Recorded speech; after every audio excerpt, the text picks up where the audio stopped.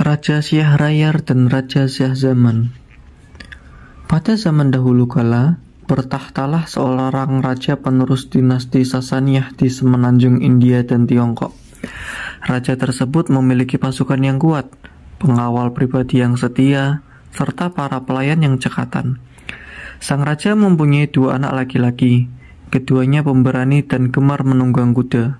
Anak raja yang pertama lebih pandai menunggang kuda dibandingkan adiknya. Sepeninggal sang ayah, kerajaan diwariskan kepada anak tertua yang bernama Raja Syahrayar. Ia memerintahkan dengan cara yang adil dan tentu saja rakyat menyayanginya. Adik Raja Syahrayar bernama Raja Syahzaman. Ia memperoleh amanah untuk memerintah wilayah Samarkand yang tidak termasuk Jazirah Arab. Segala aktivitas di kedua kerajaan tersebut berjalan lancar, sebab kedua raja yang kakak beradik itu menurut pandangan rakyat di kerajaan masing-masing adalah hakim yang adil. Selama 20 tahun mereka berada dalam puncak keterbukaan dan kedamaian, sampai suatu ketika Raja Syahrayar merasa rindu untuk bertemu Raja Syahzaman. Ia memerintahkan wazirnya untuk melakukan perjalanan ke kerajaan adiknya dan menyampaikan keinginannya untuk bertemu. Perintah sang raja dijunjung oleh wazir dengan sepenuh hati. Ia pun melakukan perjalanan menuju kerajaan Raja Syahzaman. Ketika tiba di tempat tujuan, wazir menyampaikan salam dari rajanya kepada Raja Syahzaman, serta memberitahukan keinginan kakaknya, Raja Syahrayar, untuk bertemu. Raja Syahzaman menyambut baik keinginan kakaknya, dan segera mempersiapkan kunjungan balasan. Beberapa tenda terbaik, berikut kendaraan tunggangan, para pelayan, dan pengawal pribadi dibawanya dalam perjalanan. Segala persoalan kerajaan ia serahkan kepada wazir, dan ia pun berangkat menuju kerajaan kakaknya. Ketika tengah malam, wazir teringat akan sesuatu yang harus dibawanya, tetapi sesuatu itu tertinggal di istana. Maka Raja Syahzaman kembali ke kerajaannya malam itu juga. Sesampainya di kerajaan, ia segera menuju istana. Saat memasuki kamar, ia menyaksikan permaisurinya yang sedang tidur di ranjang berpelukan dengan seorang budak berkulit hitam. Menyaksikan hal itu, segala sesuatu jadi gelap dalam pandangannya. Jika hal demikian terjadi, sementara aku belum meninggalkan kota raja, maka bagaimana keadaan si pezina ini saat aku berada lama di kerajaan kakakku, batinnya. Raja Syahzaman kemudian mencabut pedang dari sarung yang menggantung di pinggangnya dan segera menebaskannya ke kepala permaisuri beserta budaknya. Keduanya mati seketika sebelum terbangun dari tidur lelap di ranjang empuk milik sang raja. Setelah itu, Raja Syahzaman kembali bergabung dengan rombongannya pada malam itu juga, dan memerintahkan rombongannya untuk melanjutkan perjalanan. Beberapa lama kemudian, rombongan Raja Syahzaman sampai di kerajaan kakaknya. Sang kakak sangat gembira mendengar berita kedatangan adiknya. Ia pun keluar istana untuk menemui Raja Syahzaman. Keduanya bertemu, saling memberi salam penghormatan dan berpelukan mesra. Kegembiraan Raja Syahrayar diwujudkan dengan menghias kota raja seindah mungkin. Kakak beradik itu duduk berhadapan dan berbagi cerita. Raja Syahzaman teringat peristiwa yang dialaminya sesaat sebelum ia berangkat. Ia terlihat sangat sedih, wajahnya pucat menguning, tubuhnya lemas. Menyaksikan hal ini, sang kakak mengira bahwa keadaan adiknya disebabkan oleh terpisahnya ia dengan negeri dan singgasananya.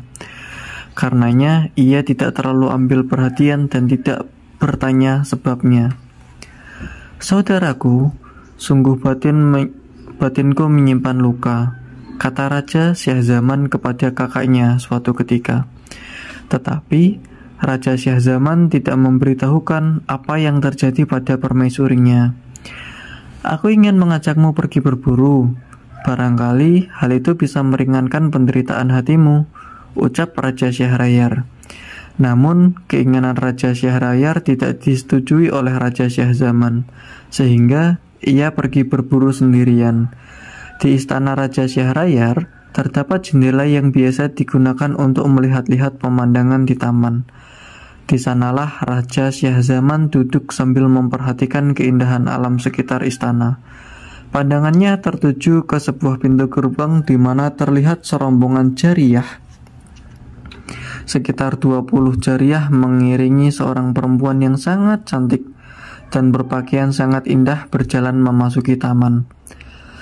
Rombongan itu tiba di sebuah fusqiyah dan segera melepaskan pakaian mereka. Duduk-duduk di tepi fusqiyah, membasahi badan sambil bersenda gurau. "Hai Mas'ud, kemarilah," panggil perempuan cantik yang ternyata adalah permaisuri Raja Syahrayar itu kepada seorang bernama Mas'ud. Tidak lama kemudian, muncullah seorang budak laki-laki berkulit hitam mendatangi permaisuri. Sang budak memeluk permaisuri dan permaisuri segera membalas pelukannya dengan mesra. Budak tersebut kemudian bercinta dengan permaisuri. Sementara itu, muncul pula beberapa budak lain menemui para jariyah. Mereka saling berpelukan, kemudian berbuat seperti yang dilakukan oleh permaisuri dengan budak hitam bernama Mas'ud itu. Mereka memadu cinta hingga siang hari. "Demi Allah, bencana yang menimpaku lebih ringan daripada yang kulihat saat ini," ucap Raja Syahzaman kepada dirinya sendiri ketika menyaksikan pemandangan tak senonoh itu. Raja Syahzaman benar-benar merasakan ringannya beban yang sedang ditanggungnya. "Sungguh, beban kakakku lebih berat dari yang kutanggung," batin Raja Syahzaman. Sejak itu, Raja Syahzaman bisa dengan lahap menyantap makanan dan minuman tanpa beban yang mengganjal di hatinya. Beberapa lama kemudian, Raja Syahrayar kembali dari perjalanan berburu. Ketika bertemu di pintu gerbang istana, kedua raja kakak beradik tersebut saling memberi salam hormat dan berpelukan. Raja Syahrayar memperhatikan keadaan adiknya. Rona pucat kekuningan tidak lagi mewarnai kulitnya. Wajahnya kembali berwarna putih segar kemerahan, dan ia tampak makan dengan lahap. Padahal saat baru pertama kali sampai di istana, adiknya tidak bisa makan dengan lahap, bahkan cenderung makan sedikit. Keheranan Raja Syahrayar terhadap perubahan yang terjadi pada adiknya itu membuatnya bertanya, "Wahai adikku, ketika engkau datang ke istanaku, wajahmu pucat kekuningan. Kini engkau terlihat segar kembali. Apa yang terjadi padamu selama ini?" "Baiklah, aku akan memberitahukan kepada kakak mengenai perubahan yang terjadi padaku saat aku tiba di sini. Tetapi mohon maaf, aku tidak dapat memberitahukan sebab-sebab pulihnya keadaanku ini," jawab Raja Syahzaman. "Yang penting engkau harus memberitahukan padaku kenapa wajahmu pucat dan tubuhmu terlihat lemah saat baru sampai di istanaku," kata Raja Syahrayar penasaran. "Kakakku yang kuhormati, ketika engkau mengutus wazirmu ke kerajaanku untuk menyampaikan pesanmu yang menginginkan agar aku berkunjung ke kerajaanmu, maka serta-merta saat itu juga aku mempersiapkan segala sesuatu untuk keberangkatanku," ujar Raja Syahzaman berusaha menjawab pertanyaan kakaknya. "Setelah meninggalkan kota raja, beberapa saat aku teringat bahwa Harzah yang ingin kuhadiahkan kepada kakak tertinggal di kamar. Aku segera kembali sendirian ke kota raja dan langsung menuju istana. Ketika memasuki kamar, kusaksikan permaisuriku sedang tidur di ranjang berpelukan dengan salah satu budakku. Dengan penuh kebencian, kubunuh keduanya.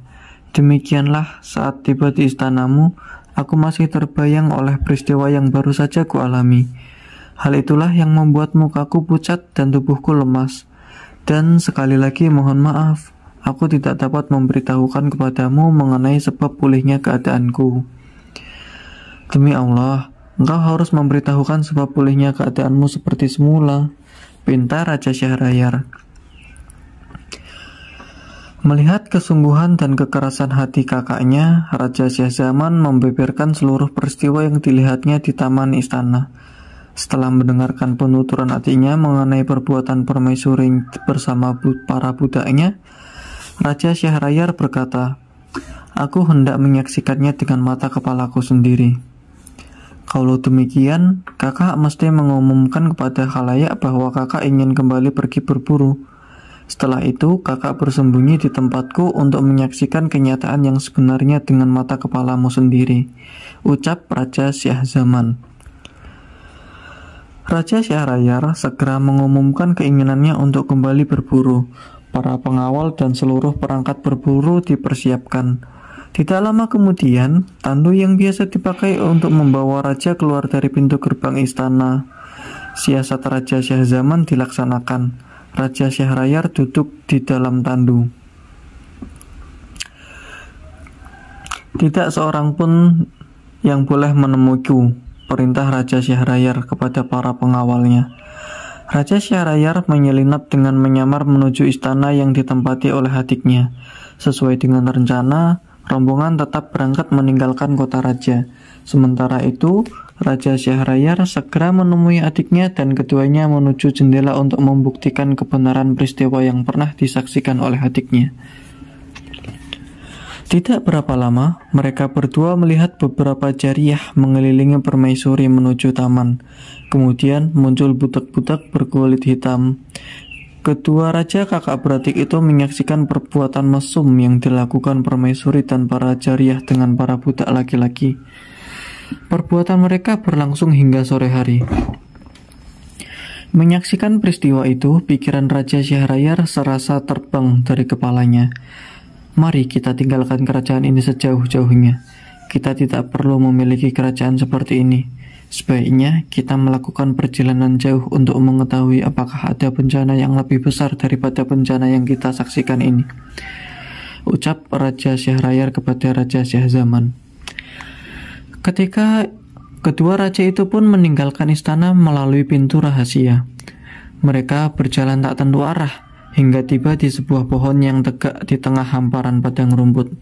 Di dekat pohon itu terdapat mata air, sedangkan di ujung padang rumput tampak sebuah lautan. Keduanya menuju mata air dan mengambil beberapa teguk air untuk memuaskan dahaga. Kemudian mereka duduk di bawah pohon untuk memulihkan rasa penat. Tiba-tiba air laut di ujung padang rumput bergelombang dahsyat dan sesaat kemudian muncullah sosok berwarna hitam, naik ke darat dan menuju ke tengah padang rumput. Raja Syahrayar dan adiknya merasa takut. Mereka pun segera naik ke atas pohon. Dari atas pohon, Raja Syahrayar dan Raja Syahzaman menunggu apa yang terjadi. Ternyata sosok yang muncul dari laut itu adalah jin yang bertubuh jangkung dan berkepala besar serta berdada lebar. Jin itu menjunjung sebuah peti.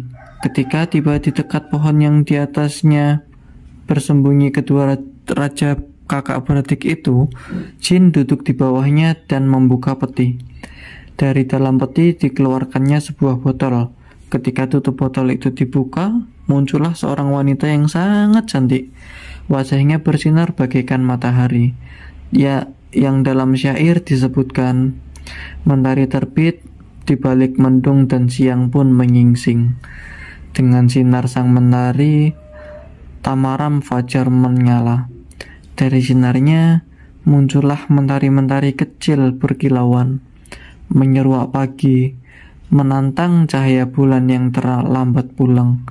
Seluruh penghuni cakrawala tertunduk hina saat sinar matahari mencecar menyingkap tabir gulita. Namun ketika kilat-kilat menampakkan keganasan sang mentari, merebaklah tetes-tetes air mata awan di sekitar pelangi, membentuk ribuan hujan di hamparan bumi. Hai putri yang menawan hati, aku telah menyembunyikanku di malam pengantin itu.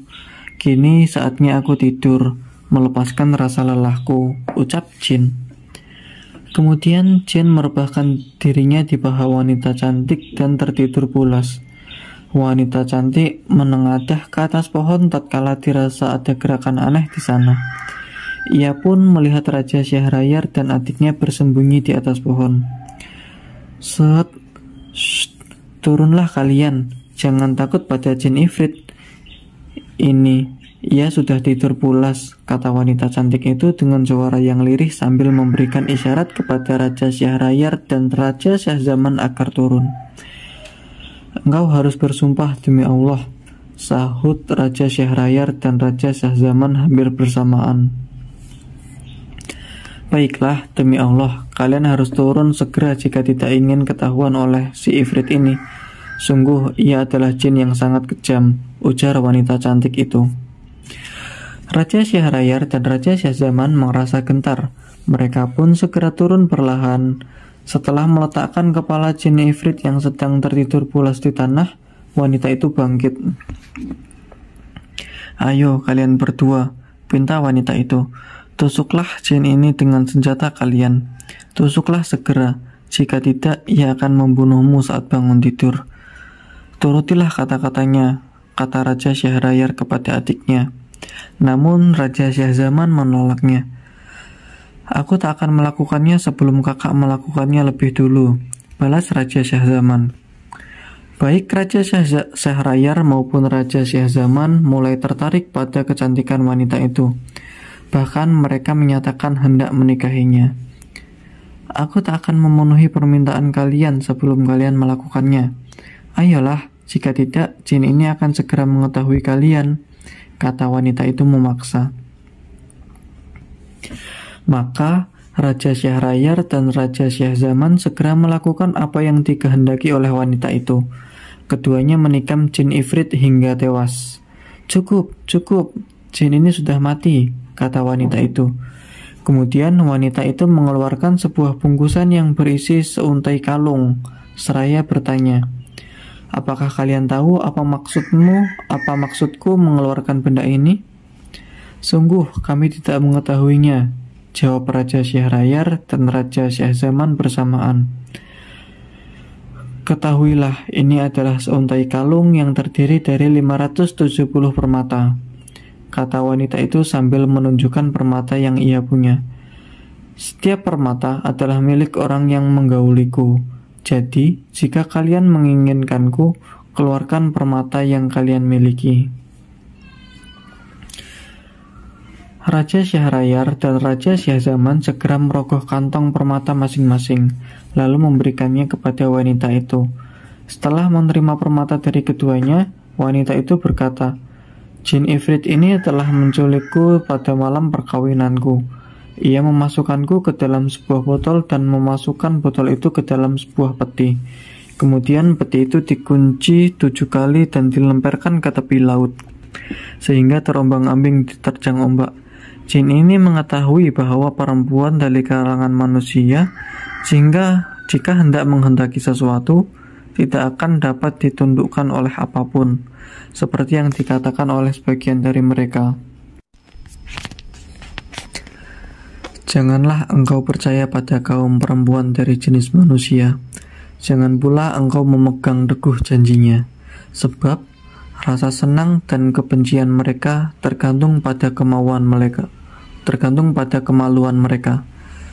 Mereka senantiasa menampakkan fata morgana cinta, dan pengkhianatan adalah rajutan kapas pada gaun mereka. Ingatlah kisah Nabi Yusuf, ambillah pelajaran darinya sebagai bekal kewaspadaan atas tipu daya mereka. Engkau tentu tahu kisah iblis yang durhaka, mengusir Adam dari surga, dan perempuan jadi salah satu sebabnya. Raja Syahrayar dan Raja Syahzaman sangat kagum pada ungkapan wanita cantik itu. Jika ini memang benar-benar jin ifrit dan ia mengalami hal yang lebih sial dari kita berdua, maka peristiwa ini menjadi hiburan bagi kesedihan kita, kata Raja Syahrayar kepada Raja Syahzaman hampir bersamaan. Maka Raja Syahrayar dan Raja Syahzaman memutuskan untuk tidak mengambil wanita cantik itu sebagai istri.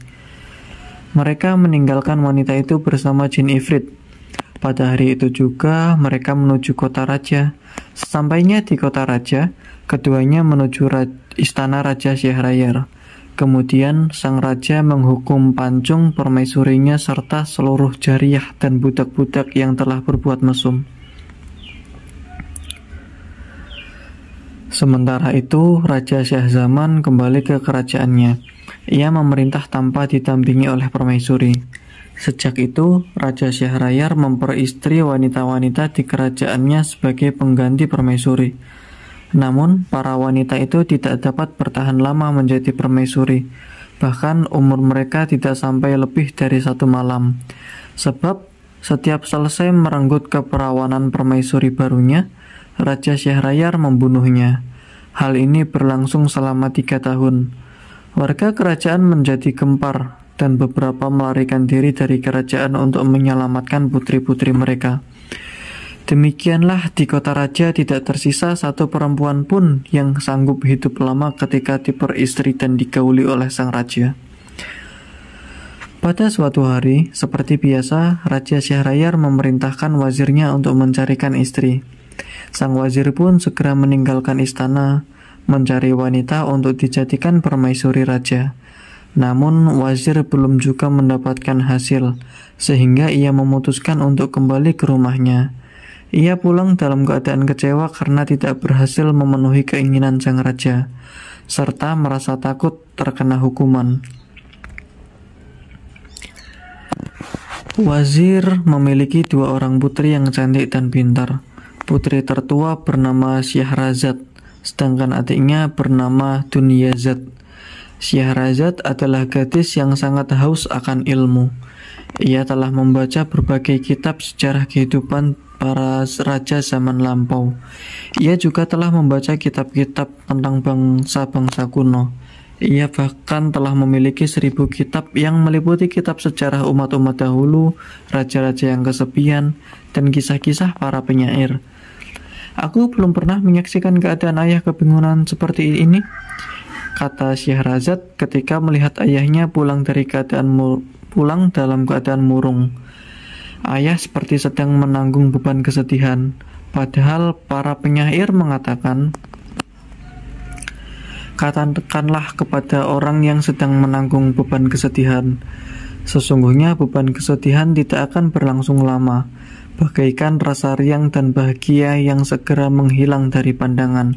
Seperti itulah beban kesedihan menghilang dari jiwa. Setelah mendengar ucapan anaknya, sang wazir menceritakan beban pikirannya mengenai peristiwa yang terjadi dengan raja dari awal sampai akhir. Wahai ayahku, demi Allah, kawinkanlah aku dengan raja, sebab dengan menjadi permaisurinya, barangkali aku tetap bisa hidup atau menjadi tebusan bagi gadis-gadis lain yang ingin bebas dari kekuasaannya, ucap Syahrazad. Demi Allah, janganlah engkau membahayakan dirimu sendiri. Ayah, aku harus menjadi permaisuri raja agar bisa menyelamatkan perempuan-perempuan lain. Syahrazad berkeras hati. Aku khawatir engkau akan mengalami kejadian seperti yang dialami oleh keledai dan sapi bersama pemilik ladang. Apakah yang terjadi pada kedua hewan itu, ayah? Tanya Syahrazad penasaran. Wazir pun bercerita.